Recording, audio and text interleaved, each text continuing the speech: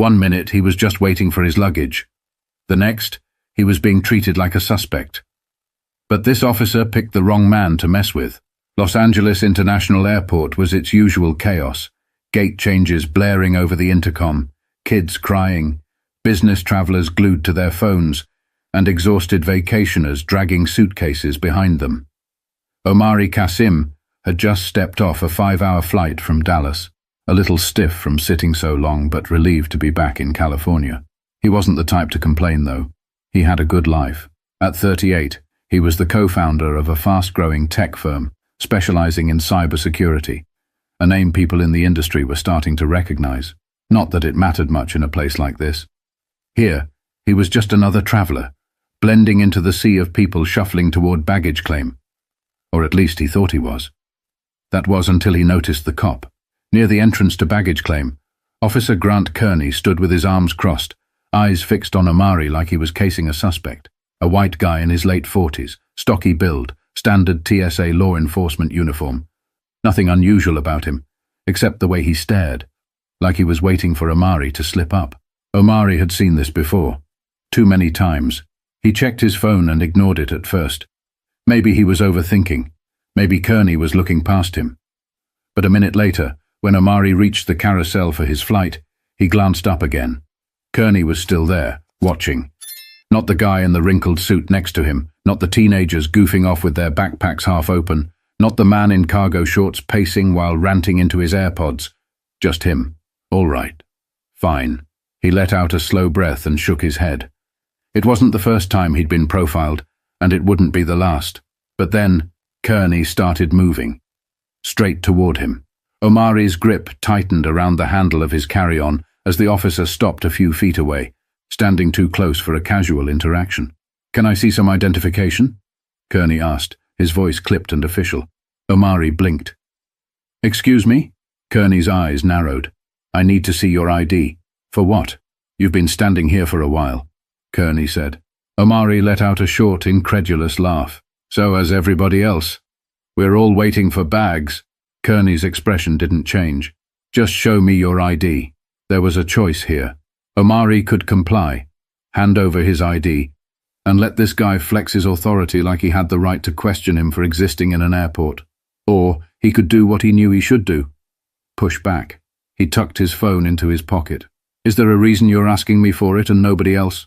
Kearney's jaw tensed. "You fit the description of someone we're looking for." Ah, there it was. Omari crossed his arms. "You want to tell me what description that is?" A long pause. Then, "We can do this the easy way, or we can do it the hard way." The hard way. Right. Because asking a question was resisting. Omari wasn't a fool. He knew how this could go. Push too hard, and things could get ugly. Stay silent, and Kearney walks away thinking he can do this to the next person. And the next. The question was, how far was Kearney willing to take it? But before Omari could decide, someone else made the choice for him. A voice cut through the tension. "Excuse me, officer. Is there a problem here?" Omari turned. A woman in a dark green blazer stood a few feet away, phone raised. And just like that, everything shifted. For a split second, Officer Kearney hesitated. His stance stiffened, his gaze flickering toward the woman with the phone.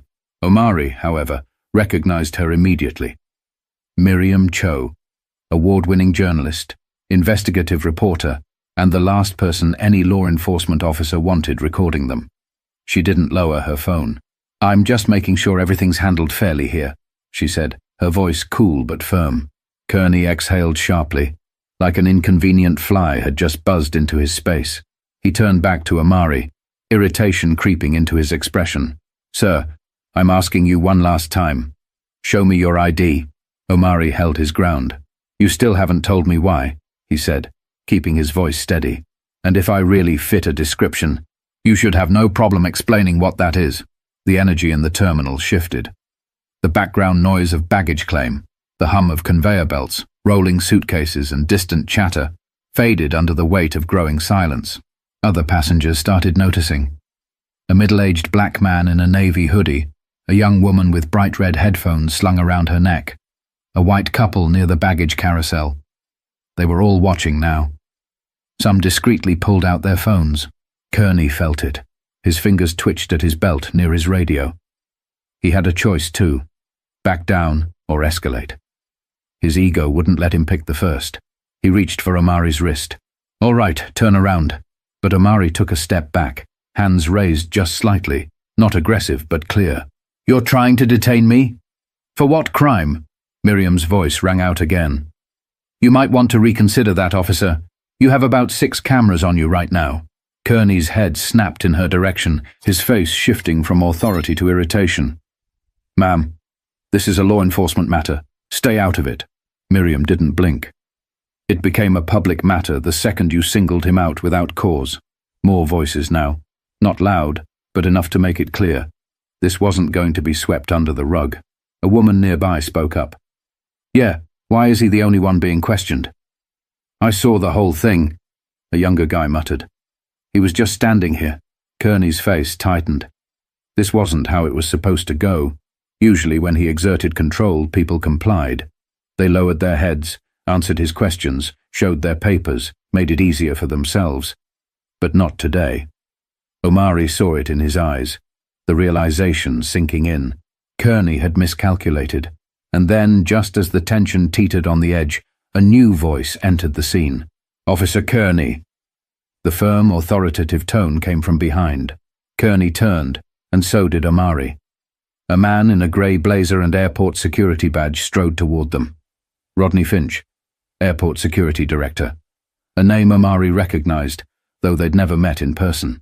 Finch's eyes moved from Kearney's stiff posture to Omari's composed but tense stance, and then to the crowd gathering nearby, phones still recording. He understood the situation immediately. His gaze hardened. What exactly is going on here? And just like that, the tables started to turn. The tension crackled in the air, thick enough to choke on. Officer Kearney's posture turned rigid, his jaw tight as he shifted his weight from one foot to the other. He knew Finch outranked him in this setting, but the frustration simmering beneath his skin was hard to contain. Omari, on the other hand, remained still, his heart steady. He wasn't going to gloat, wasn't going to smirk, because this wasn't over. Not yet. Finch's sharp gaze flickered between them. "Kearney, I asked you a question. What's the issue here?" Kearney hesitated. He knew how this looked. But backing down? Not an option. "This individual was acting suspiciously," he said, voice clipped. "He was lingering near baggage claim, and when asked for identification, he refused to comply." Omari let out a breath through his nose. "I refused because you singled me out for no reason. I was standing here just like everyone else, waiting for my bag." Finch's expression darkened. He'd been in airport security long enough to know when a situation had gone sideways. And this was bad. He turned to Omari. "Sir, I apologize for any inconvenience. Are you waiting for a checked bag?" Omari nodded once. "Yes. Do you have your baggage tag?" Without a word, Omari pulled out his phone, scrolling to the digital copy of his baggage receipt. He held it up. Finch glanced at it, then turned to Kearney. "Did you ask for this?" Finch asked, his tone dangerously even. Kearney's nostrils flared. "I asked for ID." Finch's stare hardened. "Did you ask for his baggage claim receipt?" Kearney didn't answer, because they both knew the truth. Finch exhaled sharply and turned to Omari. "You're free to collect your bag, sir. I appreciate your patience." Omari could have left it at that. Could have just taken the out and walked away, but something in him refused. "This keeps happening," he said. His voice quieter now, but somehow heavier. "And the worst part? Guys like him never think twice about it." A ripple of murmurs spread through the small crowd. Finch nodded slowly. "I understand your frustration." "No, you don't." Omari met his gaze, steady and unblinking. "But you could try." Silence. Kearney's face burned red, but his pride wouldn't let him back down. Omari wasn't looking for an apology. Not from him. He glanced at Miriam, whose phone was still recording. "Do you have everything you need?" She gave a slow, knowing nod. Kearney felt it now. The weight of real consequences. The public eye was on him, and in this era, that mattered more than a badge. Finch exhaled through his nose, choosing his next words carefully. "I'll be reviewing the footage, Officer Kearney. We'll have a conversation later." Omari didn't gloat. He didn't need to, because the shift had already happened, and Kearney knew it. Kearney stood stiff as a board, his face a shade darker than before. Whether from anger or realization, it didn't matter. He had lost control of the situation, and he knew it, but letting go wasn't in his nature. "You're making a mistake," Kearney muttered under his breath, barely loud enough for Finch to hear. Finch's expression didn't change. "The only mistake I see is an officer using his badge to harass someone who was minding his business." A few people in the crowd murmured in agreement. A woman nearby whispered something to her friend, shaking her head. Someone else let out a low, disapproving whistle. Omari had seen things like this before, but he'd never been on this side of it. Usually the system protected its own, not today.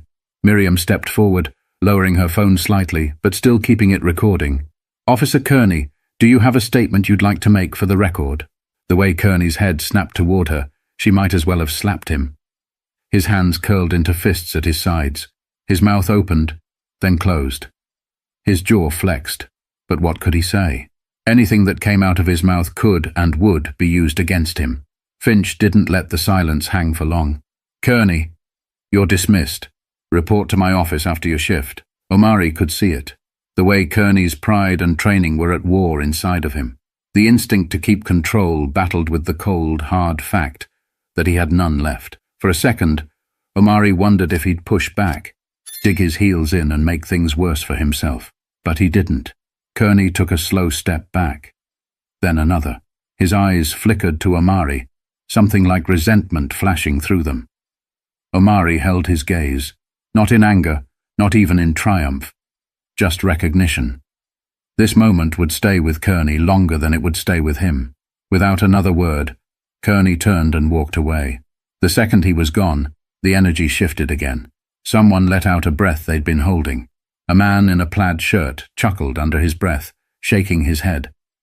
A woman in a leather jacket muttered, "About time." And just like that, the crowd began to scatter. Omari rolled his shoulders, exhaling slowly. The tension that had gripped his body for the last 10 minutes finally started to ease. Miriam stepped closer. "You okay?" Omari gave a small, tired nod. "Yeah, you handled that well. I shouldn't have had to handle it at all." Miriam's lips pressed together, but she didn't disagree. Finch cleared his throat. "Mr. Qasim, again, I sincerely apologize. If you'd like to file a complaint, I'd be happy to assist." Omari shook his head.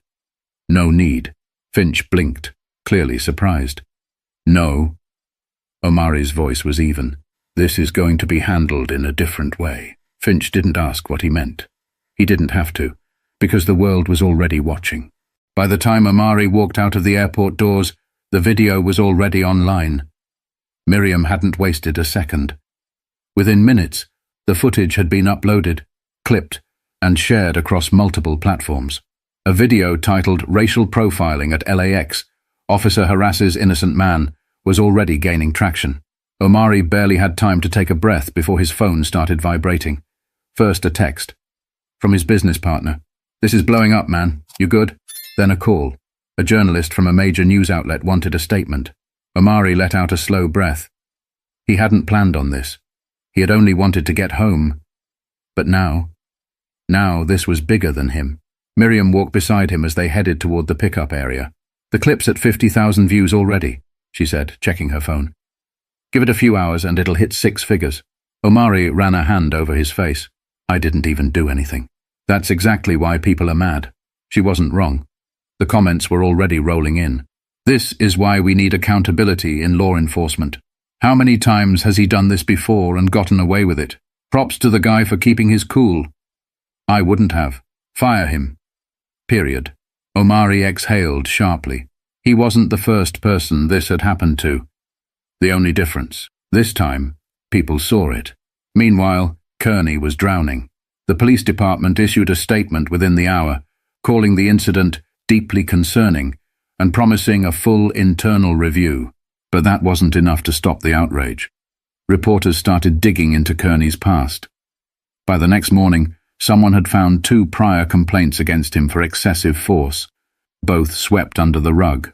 Now they were back in the light. Omari's phone wouldn't stop ringing. Some wanted an interview. Others wanted a lawsuit. Civil rights groups were already drafting statements. And then, the real fallout. By midday, Officer Grant Kearney was suspended pending investigation. Omari stared at the headline on his screen, feeling, what? Relief? Satisfaction? No, not really. Because he knew what would happen next. The police union would fight for Kearney. Some news stations would try to spin it. People online would argue over what Omari should have done differently. And Kearney, he'd probably pop up in another department a few towns over. That's how it always went. Miriam sat across from him at the airport cafe, watching him carefully. You okay? Omari tapped his phone against the table, staring at the screen. This changes things. Miriam raised an eyebrow. How? Omari met her gaze. Because now I have to decide what to do next. The power wasn't just in the video. It was in the choice. And this time, he wasn't going to let it slip away. Omari sat in his car, staring at the screen of his phone. The news had moved fast, faster than he expected. His name was everywhere now, his face too, but this wasn't about him. Not really. He scrolled through the messages flooding his inbox, some from old college friends, some from strangers, people thanking him, sharing their own stories. This happened to me last year at an airport in Phoenix. I filed a complaint, and nothing came of it. My brother went through the same thing, but he wasn't as lucky. They arrested him for resisting. Thank you for standing your ground. We all see this too often. Omari let out a slow breath. He had options. He could do an interview, go on a podcast, maybe even take legal action. But what would that change? He glanced out the window at the traffic moving along Century Boulevard, the constant rhythm of a city that never stopped. Miriam's voice still echoed in his mind. You handled that well, but had he? Or had he just survived it? His fingers hovered over the keyboard, then started typing. I wasn't looking for a fight today. I was just trying to get home.